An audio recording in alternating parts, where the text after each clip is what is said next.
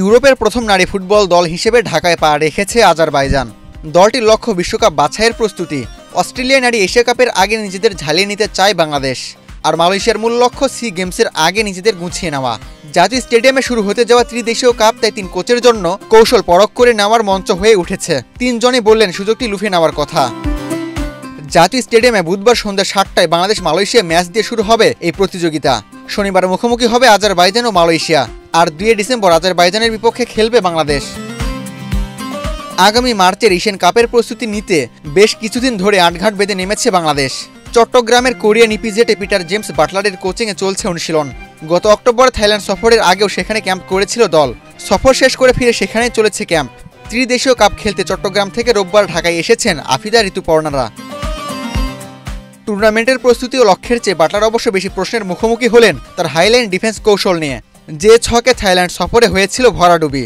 Gold's Gym across 30+ countries with over 700+ locations worldwide. Train anywhere, belong everywhere. 2 ম্যাচে যথাক্রমে বাংলাদেশ হেরেছিল 3-0 ও 5-1 গোলে।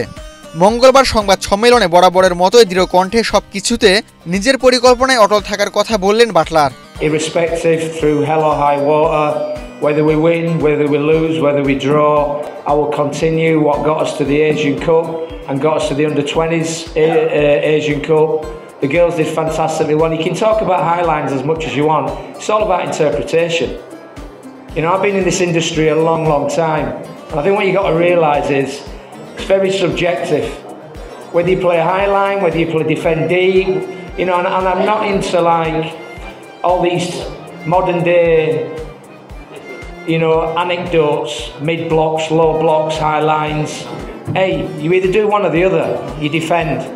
And sometimes you've got to defend by denying people space, and sometimes you've got to defend by getting into a foot race. It is what it is. So I live in the real world. I don't live in La La Land.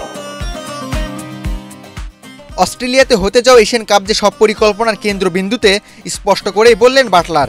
ত্রিদেশীয় কাপে দল নিয়ে পরীক্ষা নিরীক্ষা চালিয়ে যাওয়ার বার্তাও দিলেন তিনি।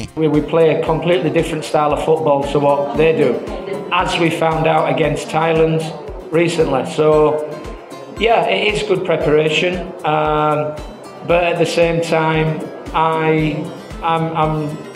I'm mindful, and I do understand that. You know, it will be a completely different kettle of fish when you go down to Australia.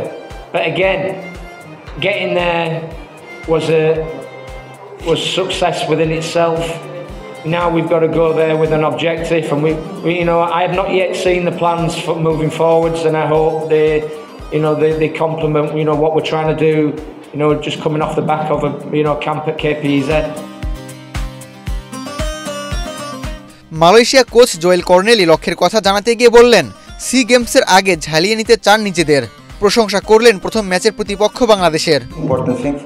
এই টুর্নামেন্ট আমাদের জন্য গুরুত্বপূর্ণ, কেননা সি গেমসের মতো প্রতিদ্বন্দ্বিতাপূর্ণ টুর্নামেন্টে আমাদের খেলতে হবে। এই কারণে এখানে শক্তিশালী দলের বিপক্ষে খেলা আমাদের জন্য ভীষণ গুরুত্বপূর্ণ। আমরা র্যাঙ্কিংয়ে 74তম স্থানে আছি, তবে আমরা বাংলাদেশকে জানি। অনেক তরুণ খেলোয়াড় নিয়ে অবশ্যই ওরা শক্তিশালী দল। আশা করি টুর্নামেন্টটা আমরা উপভোগ করতে পারবো এবং সি গেমসের প্রস্তুতি ভালোভাবে নিতে পারবো। ত্রিদেশীয় সিরিজে আজারবাইজানের লক্ষ্য 2027 সালে ব্রাজিলে হতে যাওয়া বিশ্বকাপ। স্বাভাবিকভাবে প্রাধান্য পাচ্ছে আগামী জুনের বিশ্বকাপ বাছাইয়ের উয়েফা লিগ সির ম্যাচগুলো। তবে বাংলাদেশ সম্পর্কে খোঁজখবর নেওয়া, বর্তমান দলের অবস্থান সহ নানা বিষয় নিয়ে কথা বললেন আজারবাইজান কোচ সিয়াসাত আজগারভ। আমরা বাংলাদেশের সবশেষ ম্যাচগুলো দেখেছি, ওদের নিয়ে খবর পড়েছি এবং নারী ফুটবল নিয়ে এই দেশের আগ্রহ সম্পর্কে জেনেছি। বাংলাদেশ উইমেন্স এশিয়া কাপ ও উইমেন্স অনূর্ধ্ব-20 এশিয়ান কাপে অংশ নেবে। এই আসর দিয়ে আমরাও বিশেষ প্রস্তুতি নেব বিশ্বকাপ বাছাইয়ের জন্য। এখান থেকে আমাদের বিশ্বকাপ বাছাই ক্যাম্প ও প্রস্তুতি শুরু হবে। ত্রিদেশীয় ফুটবল সিরিজটি 3 দলের কোচের জন্যই হয়ে উঠেছে পরীক্ষার মঞ্চ। আবু তালহা, বাংলাদেশ প্রতিদিন।